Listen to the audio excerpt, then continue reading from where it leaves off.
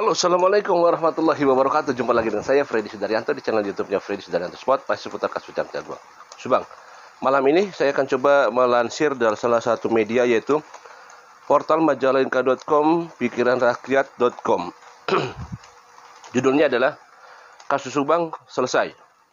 Polisi miliki sketsa wajah bagian depan. Pelaku pembunuhan tak bisa mengelak. Yaitu Muhammad Ayus, 2 April 2002, jam 18.50 waktu Indonesia bagian Barat.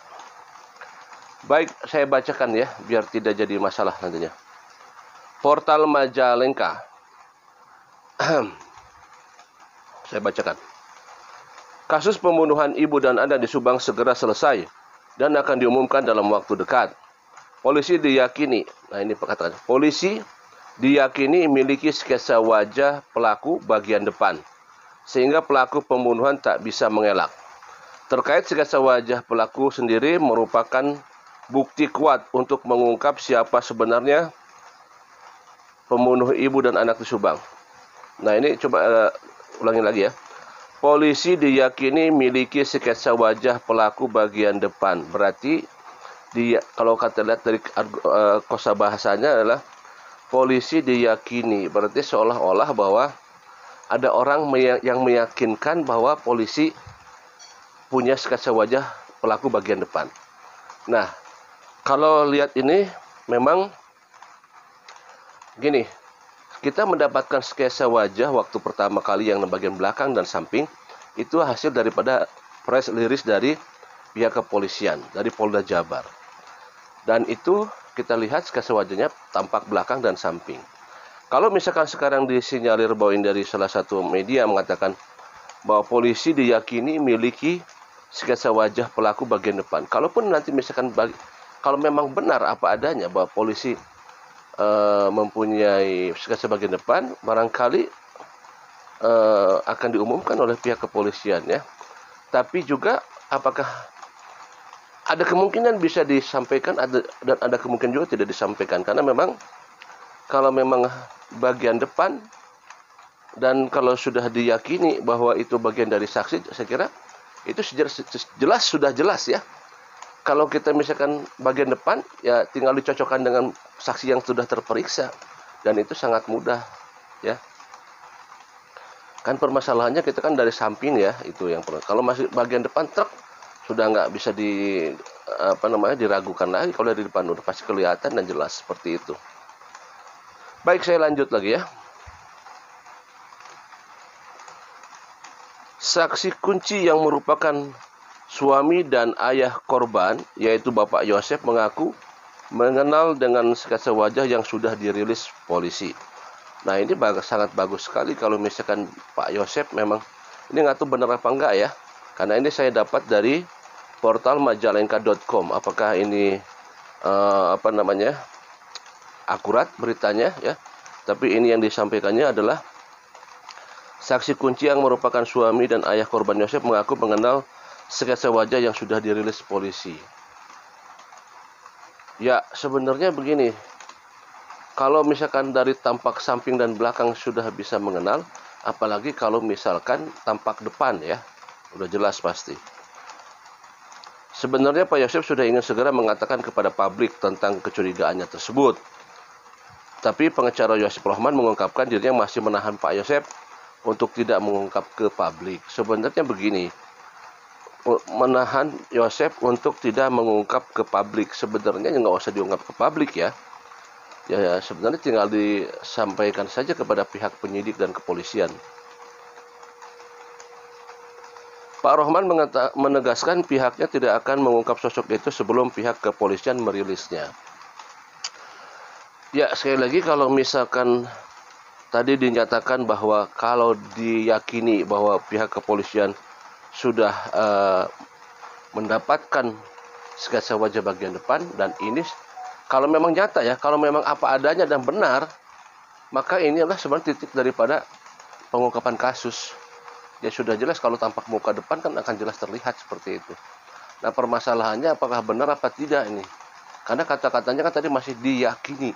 Diyakini pihak kepolisian sudah mendapatkan wajah sketsa wajah bagian depan. Nah, itu mah tinggal tunggu saja nanti dari pihak kepolisian, karena memang pihak kepolisian kita tahu di awal bahwa melakukannya secara maraton dan senyap. Dalam artian mungkin tidak akan memberikan press release sebelum mungkin langsung kepada pengungkapan siapa tersangka dari kasus ini. Bukan lagi press release karena dikatakan akan senyap, kan begitu pernyataan daripada pihak kepolisian, dilakukan akan senyap. Ya barangkali juga termasuk barangkali nanti ada saksi baru yang kita tiba-tiba saksi baru itu menggegerkan.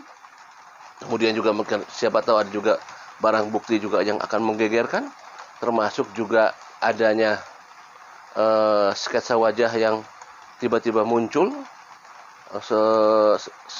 atas dasar pengakuan dari beberapa saksi, ya, sketsa wajah bagian depan, dan itu adalah pastinya informasi-informasi brilian, informasi mahkota dari para saksi. Nah, untuk itu sebenarnya tunggu apa lagi dari pihak kepolisian kalau memang dinyatakan memang benar apa adanya yang disampaikan tadi bahwa ada sketsa wajah bagian depan, ya. Tunggu apa lagi sebenarnya? Apakah mungkin besok akan diumumkan hari Senin? Karena ternyata Jumat kemarin sudah meleset. Ya kita sebenarnya begini, apa yang kita tunggu ada apa yang disampaikan oleh pihak kepolisian. Karena satu kata dari pihak kepolisian itu sangat berharga buat kita sebagai masyarakat tentunya. Karena kita betul-betul menunggu informasi dari pihak kepolisian, ya. Nah, makanya ada informasi dari kepolisian, apalagi kemarin yang bilangnya Bapak Kapolda akan memberikan kado menjelang bulan puasa. Coba bayangkan betapa tidak, ya, masyarakat yang jumlahnya ratusan ribu itu mengikuti kasus ini, mengawal kasus ini, ya. Kenapa saya katakan 100.000 lebih? Ya karena memang banyak yang mengikutinya. Nah, pada saat pihak kepolisian mengatakan bahwa ada kado menjelang bulan puasa, itu saya yakini 99% itu menunggu. Waktu Jumat kemarin itu pasti menunggu. Dan mereka pasti ada yang terkecewakan dengan tidak adanya press release dari pihak kepolisian. Tapi tidak putus asa barangkali karena masih ada hari esok. Kita berharap besok Senin adalah hari yang bisa juga ditunggu-tunggu oleh masyarakat. Karena masih awal-awal bulan puasa. Mudah-mudahan saja dengan beberapa berita bahwa ada saksi 120 lebih, kalau tidak salah 128, barang bukti lebih dari 200 barang bukti, kemudian ada 10 TKP yang sudah dinyatakan oleh pihak kepolisian, ya. Kan secara tidak langsung kalau ada 10 TKP berarti ada hal-hal yang ditemukan baru kan di sana, ya, baik barang bukti ataupun informasi dari beberapa saksi. Dan tentunya kita berharap ada pelemahan daripada alibi, ya, yang disampaikan oleh saksi-saksi. Ini adalah hal-hal yang memang mulai mengerucut nih. Hal-hal yang membuat bisa terungkapnya kasus ini. Mudah-mudahan kita berharap semua, kita doakan supaya pihak kepolisian tetap semangat terus mengawal kasus ini, dan memang hanya doa dari kita lah kita panjatkan kepada Tuhan Yang Maha Esa, semoga pihak kepolisian tetap terus berjuang untuk mengungkap kasus ini. Demikian malam ini. Terima kasih. Assalamualaikum warahmatullahi wabarakatuh.